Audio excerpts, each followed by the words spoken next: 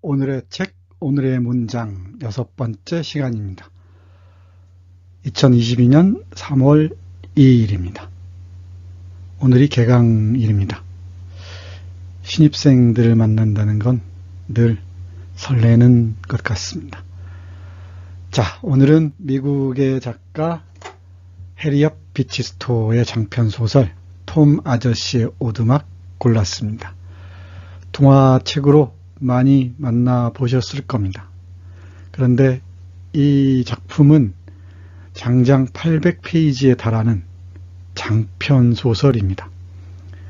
다이제스트 본으로 보셨거나 옛날에 동화책으로 읽으셨던 분들은 다시 한번 보는 게 어떨까 싶습니다.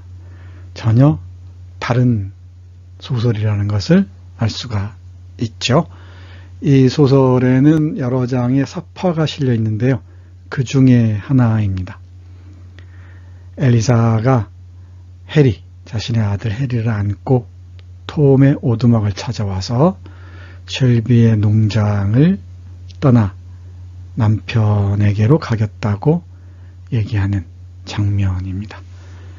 자, 그러면 오늘 스토우의 톰 아저씨 오두막 본격적으로 살펴보겠습니다.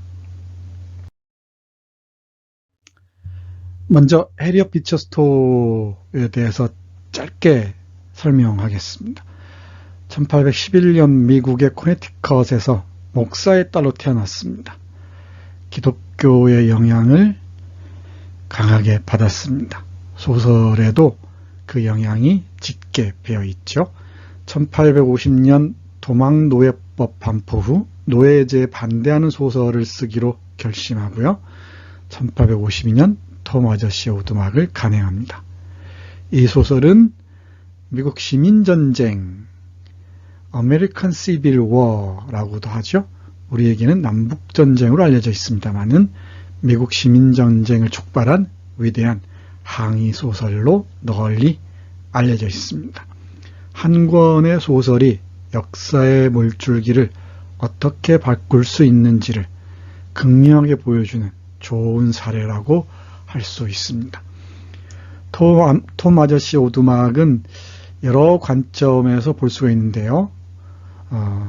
오늘은 충직한 하인 톰의 종교적 구원의 길이라는 관점 하나, 그리고 탈주자 조지 해리스의 자기 해방의 길이라는 관점 하나, 그리고 노예주 어거스틴 세인트 클레어의 인도주의자의 길이라는 관점 하나, 이 세 관점에서 보기로 하겠습니다. 물론 다르게 읽을 수도 있습니다. 여기에 더해서 탈주 노예를 지원하는 퀘이커 교도의 역할에 주목하는 것도 좋을 듯 합니다.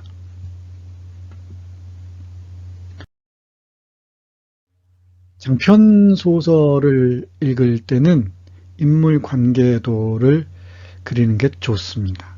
아울러서 장소의 동선을 이해하는 것도 좋죠. 하나의 예입니다. 이 소설에서는 크게 세 곳이 배경이 되죠. 하나는 켄터키의 쉘비 농장이죠. 쉘비가 경영하는 농장입니다. 처음 이곳에서 출발합니다. 엘리사와 조지 해리스가 만나는 것도 이곳이죠. 쉘비가 파산하면서 톰과 엘리사 그리고 그 아들 해리를 노예상 댄 헤일리에게 팔죠. 댄 헤일리는 이 톰을 어거스틴 세인트 클레어에게 팝니다. 어거스틴 세인트 클레어의 농장은 뉴 올리언스에 있습니다. 이곳의 중요한 인물이 바로 에바입니다. 살아있는 그리스도의 표상, 소녀죠. 어린 나이에 세상을 떠납니다. 그리고 세인트 클레어가 불의의 사고로 세상을 떠난 후에 톰은 악명 높은 사이먼 리글이라는 노예주에게 팔립니다. 이곳에서 케이시라는 여성을 만나죠. 이 케이시는 엘리사 해리스의 엄마로 밝혀집니다. 이렇게 인물 관계도와 인물의 동선을 보면은 이 소설을 훨씬 입체적으로 읽을 수가 있습니다. 그리고 또 하나가 조지 해리스와 그 가족의 탈주 동선도 주목해서 보는 게 좋겠네요. 자, 그러면 내가 고른 문장 보겠습니다. 첫 번째입니다. 믿음의 화신 톰에 관한 얘기죠. 톰은 그야말로 검은 예수 또는 사도 바울이라고 불릴만 합니다.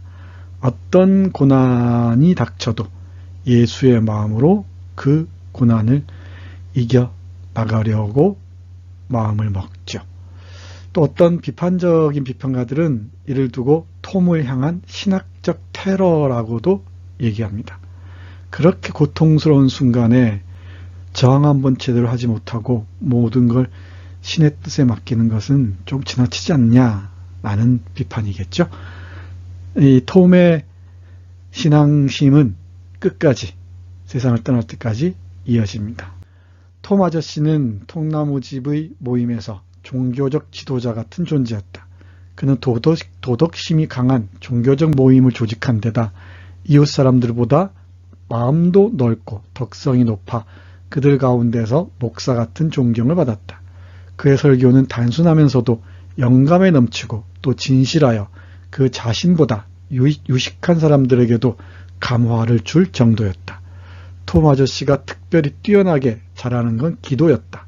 그의 기도는 감명하면서도 감동 깊고 또 어린아이처럼 순수했다.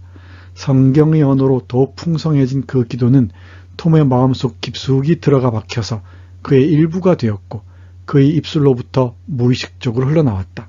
한 늙은 흑인의 말에 의하면 그는 하느님을 상대로 직접 기도를 올리는 사람이었다. 그의 기도는 청중의 신앙심에 그대로 스며들어 청중들로부터 열렬한 반응과 함성을 이끌어냈고 때로는 오두막이 그 소리에 파묻혀 가라앉을 정도였다. 네, 검은 예수 또는 사도 바울로서의 톰. 톰의 이런 모습이 끝까지 이어진다는 점.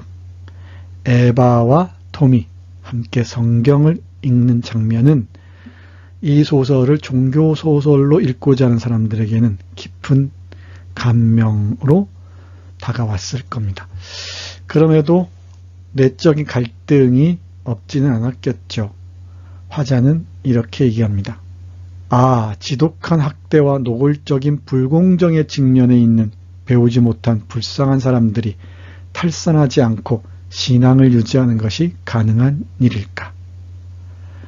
잠깐 회의가 찾아오기도 하지만 그 회의를 넘어서 톰은 자신의 신심, 예수에 대한 믿음을 잃지 않습니다. 톰의 이러한 모습, 종교적 구원에 호소하는 모습이 이 소설의 큰 줄기 중에 하나라고 할 수 있습니다.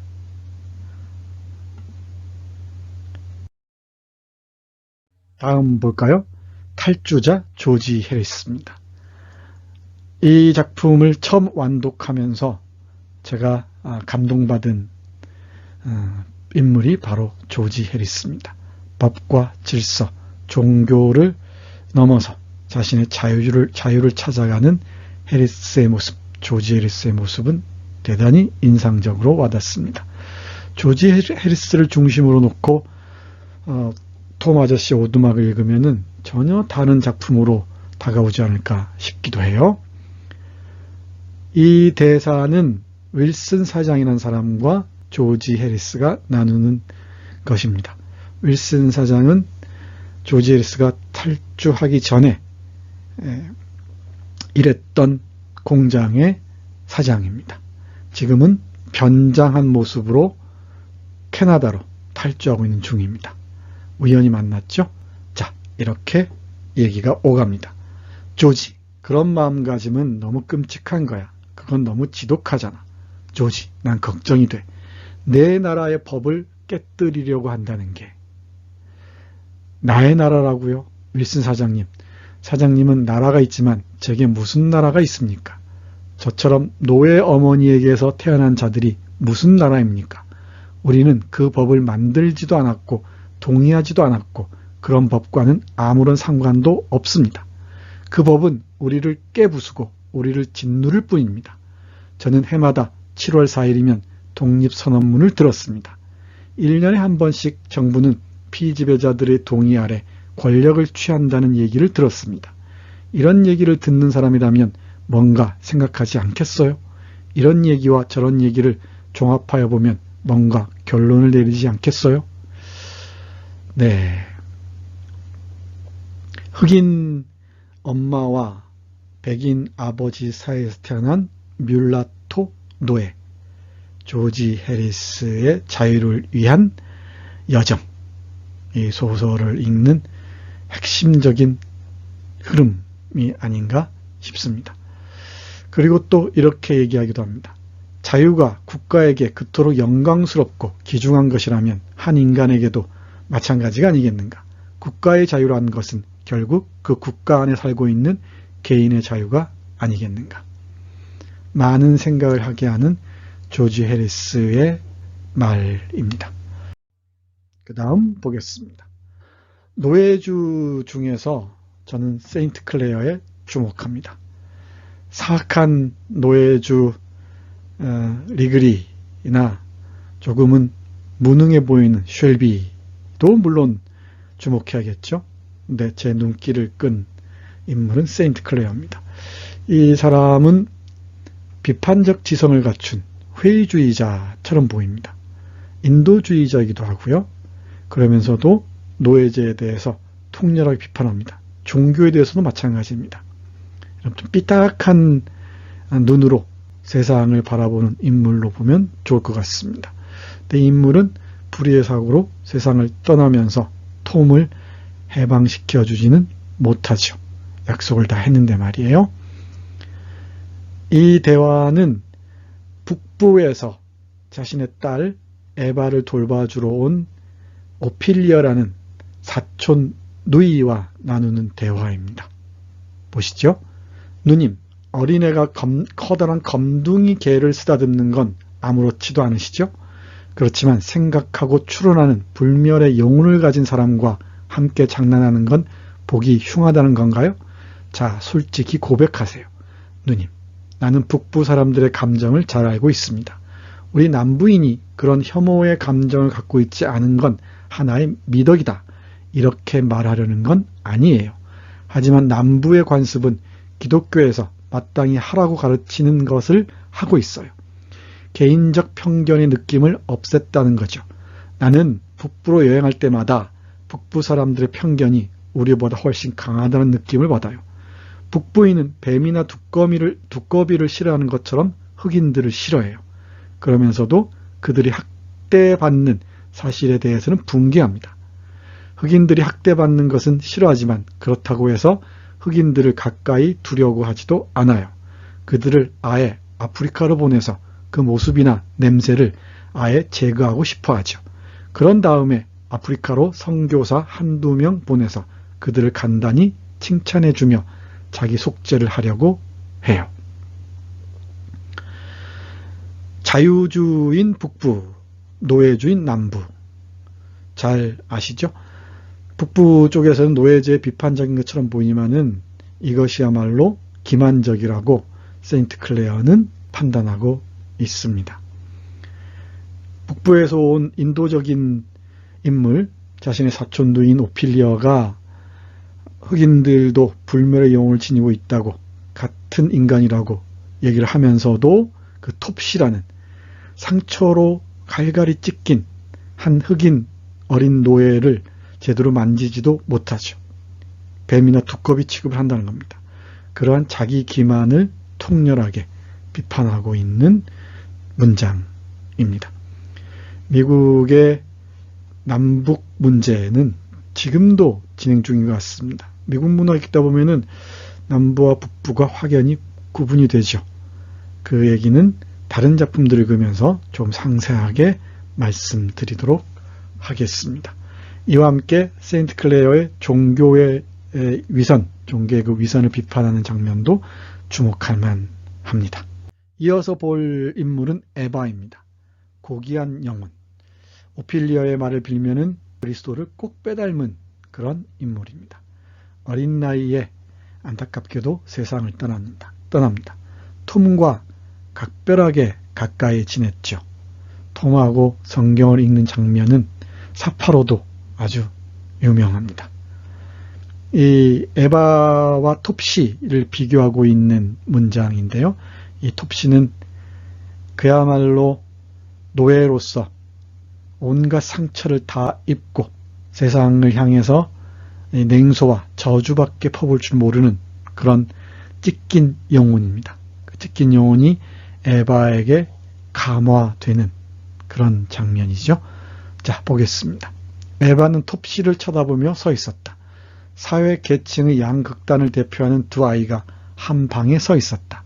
한 아이는 금발머리, 깊은 눈, 고상한 이마, 위험 있는 걸음걸이가 몸에 밴 아름답고 세련된 아이였고, 다른 아이는 새카맣고 날카롭고 불가사의하고 굽실거리지만 달코 다른 영악한 아이였다.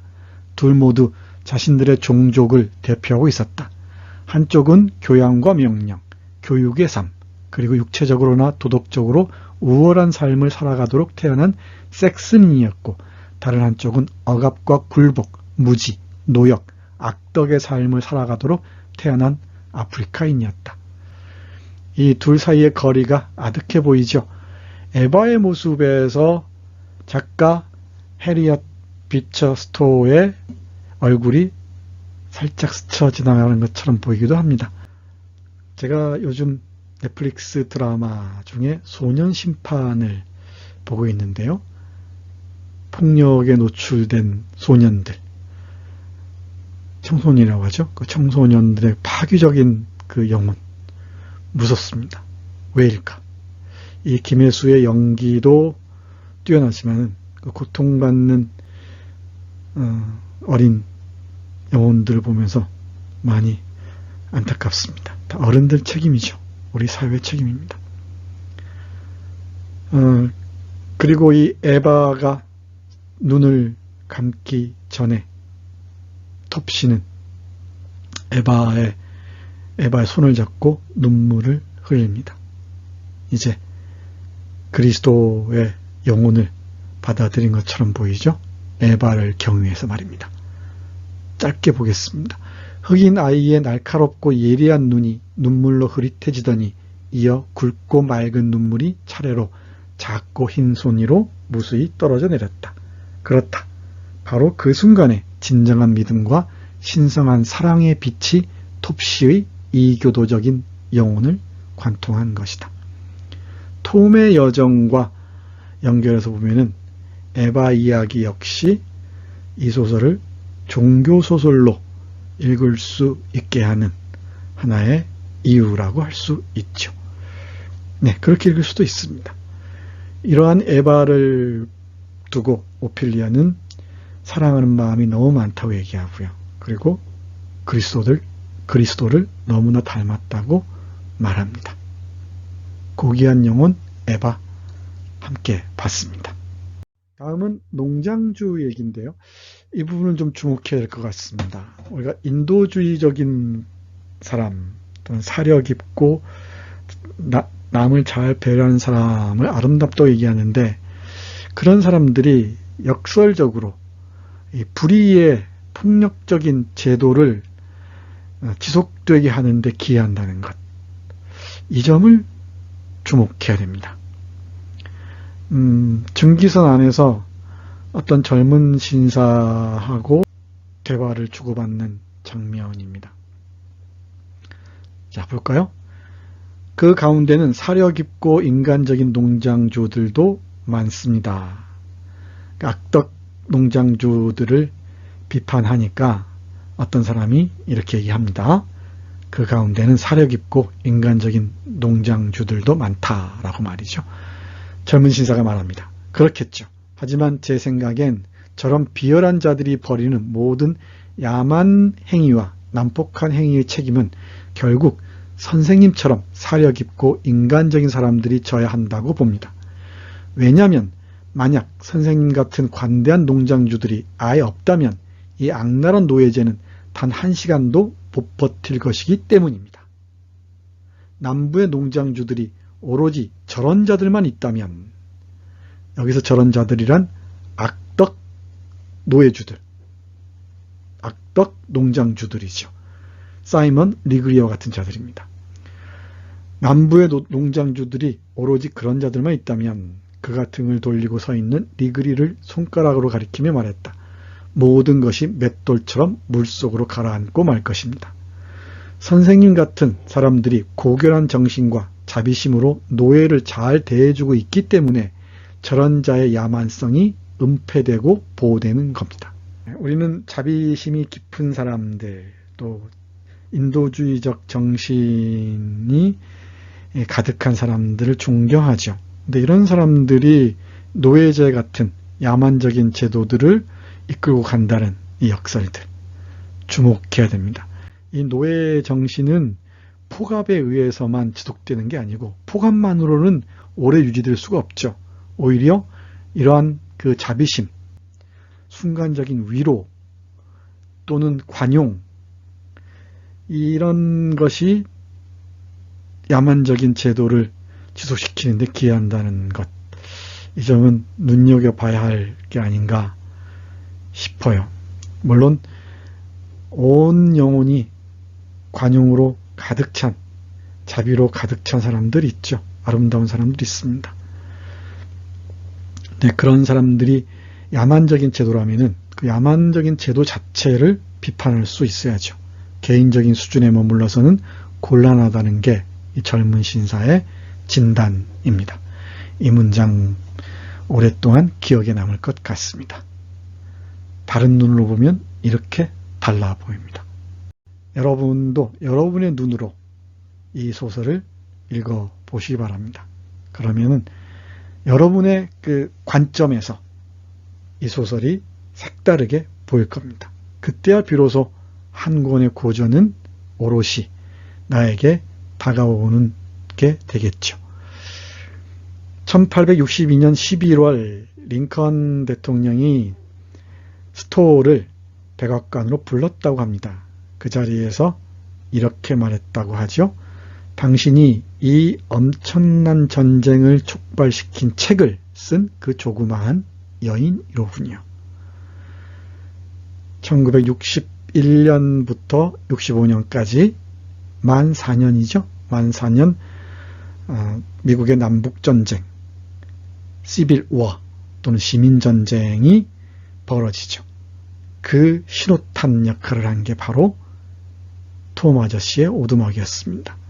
미국인들, 노예제에 비판적이었던 사람들의 감정을 조직함으로써 정치적인 투쟁으로까지 나가게 했던 것이죠. 물론 경제적 이유 또는 정치적 이유도 있겠지만은 인간 해방의 관점에서만 보면은 톰 아저씨의 오두막이라는 소설 한 권이 쏘아올린 이 신호탄이 어떤 역할을 했는지는 충분히 헤아릴 수 있을 것 같습니다.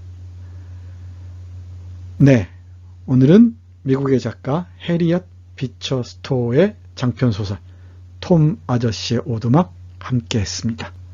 고맙습니다.